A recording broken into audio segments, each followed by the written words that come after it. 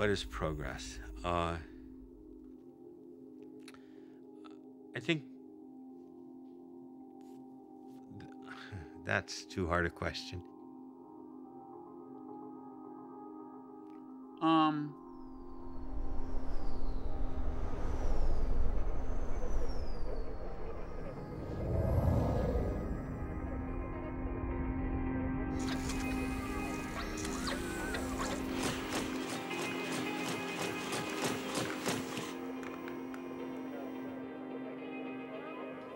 When I think of the word progress,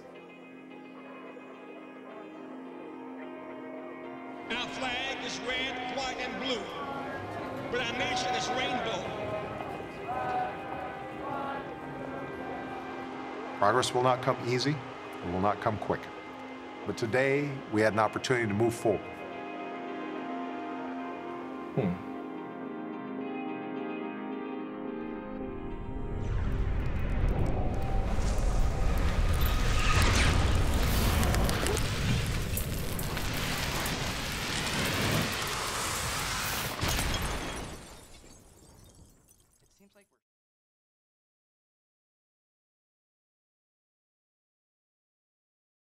In using TV and charging my phone most of the day. Well, I do use my phone a lot, so I guess that would be one. With like charging my cell phone. Charging our phones, computers. Using a cell phone. Okay, so I keep my charger plugged in. I'm constantly on my smartphone. I leave my phone plugged in when it's done charging. Wasting gas driving every day. Turning the heat up to like 500 degrees when it's negative 10 outside. Leaving my TV on all night, playing Xbox. I consume energy in a variety of ways. Through use of electricity, in my car, fossil fuels, and gas, electricity, natural gas. When I recycle, every day we use energy. Plugging in my cell phone. We all have a big carbon footprint. All right, next question. Things that start out to seem like improvements or progress, these things are very seductive. It seems like there's no downside to these.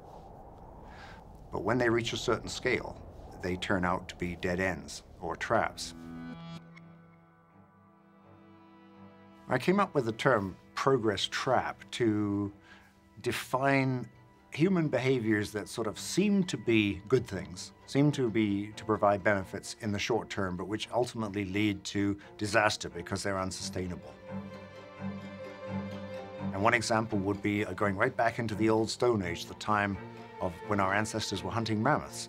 They reached a point where their weaponry and their hunting techniques got so good that they destroyed hunting as a way of life throughout most of the world.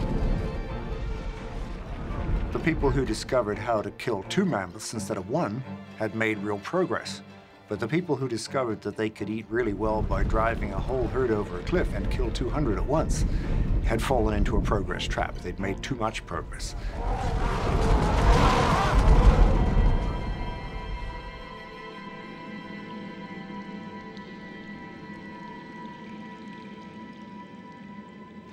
Our physical bodies and our physical brains, as far as we can tell, have changed very little in the past 50,000 years.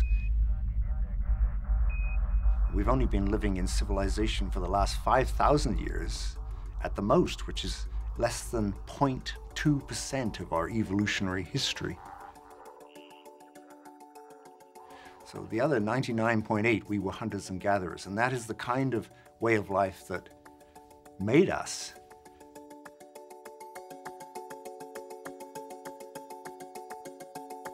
We are essentially the same people as those Stone Age hunters. What makes our way of life different from theirs is culture has taken off at an exponential rate and has really become completely detached from the pace of natural evolution.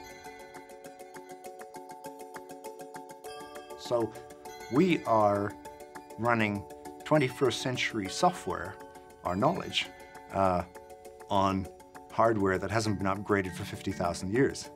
And this lies at the core of many of our problems.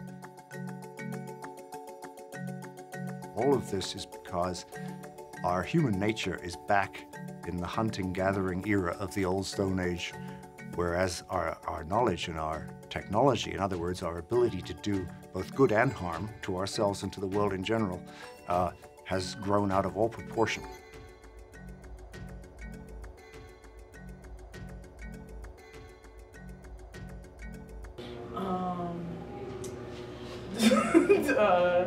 It's the weather stuff and then global warming. I think climate change is when the overall weather changes in different areas, like hot to cold or rainy to drought. New seasons come in, like snow and rain and all that blah. The change in weather patterns in our Earth. It is a change in the weather or basic habits that are indicative to one's environment. Basically, the weather changing. It's the change in temperatures in a certain area, whether it be by the rain, drought, flooding or stuff like that. You know, you start to see warmer winters, colder summers, and just, you know, things start to get, are a little bit differently. It's kind of out of whack. Define climate change. Climate change, well, I would say as for global warming, as the rise in the global temperature, as climate change occurs, and if global warming occurs, for example, the ice caps melt, water comes down, now we have a rise in the water level, it could be catastrophic to the planet, to the Earth. Yes, it's climate change. It shifts the climate in all regions of the planet. Thank you. Okay, next one.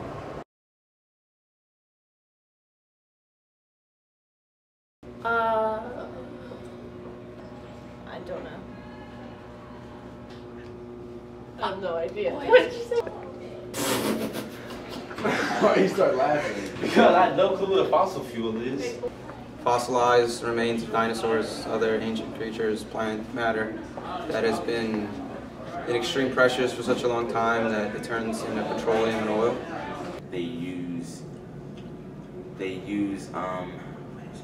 when they use like oil or whatever, you know what I mean, like oil, blah blah blah. Coal and gas. I have absolutely no clue what fossil fuels are. Fossil fuels are plants and animals, millions of years old, that die and decompose, and they turn into crude oil, and then use it for gasoline, petroleum, any petroleum-based products really. And it's basically like liquid dinosaurs. Fossil fuels? Geez, been a long time since I learned history. I hope I'm not on some like prank show. Fossil fuels, I guess, I don't know the specifics, but you know, when you unearth, you know, I guess certain types of fossils, you go down so far, kind of gives off gases, and you're able to use those for something, I don't know. Fossil fuels. Well, fossil fuels come from hence the word fossil, buried, dead plants, animals, form these fuels of natural gas, coal, which we use and consume, which we could overconsume. But now it's more likely that we're going to come to grief because of environmental problems. If we do, then that is really nature saying the experiment of civilization is a failed evolutionary experiment, that making apes smarter is a dead end. So it's up to us to prove nature wrong, in a sense, to show that we can take control of our own destinies and behave in a wise way that will ensure the continuation of the experiment of civilization.